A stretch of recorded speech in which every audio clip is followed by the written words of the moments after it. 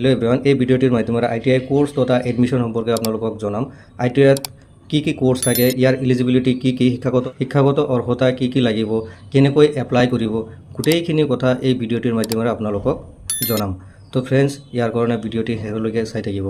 আইটিআইত admission ল'ব হলে আপুনি ইয়াৰ অফিচিয়েল ওয়েবসাইটত যাব লাগিব ইয়াৰ অফিচিয়েল ওয়েবসাইটটো হ'ল itiassam.nic.in এই ওয়েবসাইটত গৈ আপুনি এপ্লাই কৰিব লাগিব প্ৰথমতে আপুনি এপ্লাই কৰি ল'ব এপ্লাই কৰাৰ পিছত আপুনি যিকোনো আইটিআই নিয়াৰেষ্ট যিকোনো আইটিআই চেণ্টাৰত গৈ আপোনাৰ ডকুমেণ্টছ আৰু আপোনাৰ আইটিআই অনলাইন ৰেজিষ্ট্ৰেশ্যন ফৰ্ম আপুনি ভেৰিফিকেশ্যন কৰাব লাগিব আইটিআইৰ অনলাইন এপ্লিকেশ্যন ষ্টাৰ্টিং ডেট হৈছে আজিৰ পৰা ষ্টাৰ্ট হৈছে 22 মে আজিৰ পৰা ষ্টাৰ্ট হৈছে আৰু আপ টু 10th জুন মাহৰ 10 তাৰিখলৈকে চলি থাকিব আপুনি 22 মেৰ পৰা অহা জুন মাহৰ 10 তাৰিখলৈকে আপুনি এপ্লাই কৰিব পাৰিব ইয়াৰে ডকুমেণ্টছ ভেৰিফিকেশ্যন হ'ব আপুনি চাওক ইয়াৰ ডকুমেণ্টছ ভেৰিফাই হ'ব 22 তাৰিখৰ পৰা আজিৰ পৰা অলৰেডি ষ্টাৰ্ট হৈছে আৰু অহা 11 জুনলৈকে চলি থাকিব ডকুমেণ্টছ ভেৰিফিকেশ্যন ইয়াৰ কাৰণে প্ৰথমতে আপুনি অনলাইনত এপ্লাই কৰিব অনলাইনত ৰেজিষ্ট্ৰেশ্যন কৰাৰ পিছত সেই ৰেজিষ্ট্ৰেশ্যন প্ৰিণ্ট কপি আৰু আপোনাৰ ডকুমেণ্টছখিনি ইয়াৰ যিকোনো আইটিআই চেণ্টাৰত গৈ আপুনি সাবমিশন কৰিব লাগিব অৰ্থাৎ আপুনি ভেৰিফাই কৰাব লাগিব এইখিনি কৰোৱাৰ পিছত এটা শৰ্ট লিস্টেড এটা লিষ্ট ওলাব যদি আপুনি এলিজিবল এটা লিষ্ট ওলাব সেই লিষ্ট মতে কাউন্সেলিং কৰিব আৰু আইটিআইৰ কি কোৰ্সত আপুনি এডমিশন ল'ব সেই কোৰ্স মতে আপোনাৰ শৰ্ট লিস্টেড ওলাব সেই শৰ্ট লিস্টেড ওলোৱাৰ পিছত আপুনি সেই আইটিআই চেণ্টাৰত গৈ এডমিশন ল'ব পাৰিব তো আইটিআইৰ চেণ্টাৰবিলাক ক'ত কেনেকুৱা আছে মই পৰৱৰ্তী ভিডিঅ'ত দেখুৱাই দিম নতুবা আপুনি ইয়াৰ অফিচিয়েল ৱেবছাইটত গৈ আপুনি নিজেও চাব পাৰিব ক'ত আইটিআই চেণ্টাৰ আছে যেতে নেকি আপুনি অনলাইন ৰেজিষ্ট্ৰেশ্যন কৰিব ৰেজিষ্ট্ৰেশ্যনৰ সময়তো আপুনি গম পাব যে কিমান কেইটা আইটিআই চেণ্টাৰ আছে কি কোৰ্স আছে গোটেইখিনি সেই এপ্লিকেশ্যনৰ সময়তে আপুনি গম পাব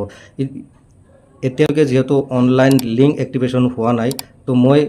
পৰৱৰ্তী অনলাইন লিংক এক্টিভেশ্যন হোৱাৰ লগে লগে আপোনালোকক দেখুৱাই দিম কি কোৰ্স আছে ক'ত চেণ্টাৰ আছে গোটেইখিনি কথা পৰৱৰ্তী ভিডিঅ'ৰ মাধ্যমেৰে আপোনালোকক জনাম প্ৰথমতে আপুনি জানি লওক যে আইটিআই কোৰ্সত এডমিশন ল'ব হ'লে আপুনি 8 পাছৰ পৰাও ল'ব পাৰিব যদি আপুনি 8 পাছ কৰি আছে আপোনাৰ qualification 8 pass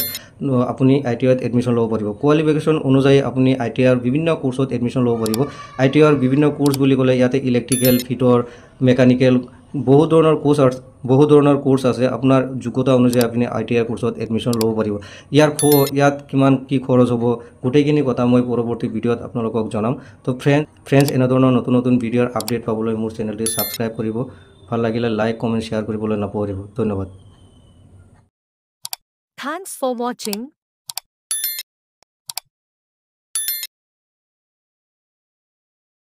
Thanks for watching.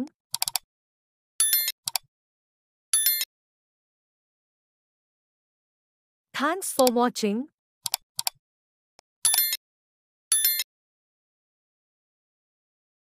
Thanks for watching.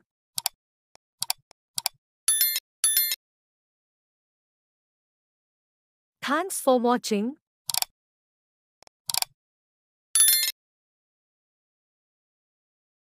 Thanks for watching.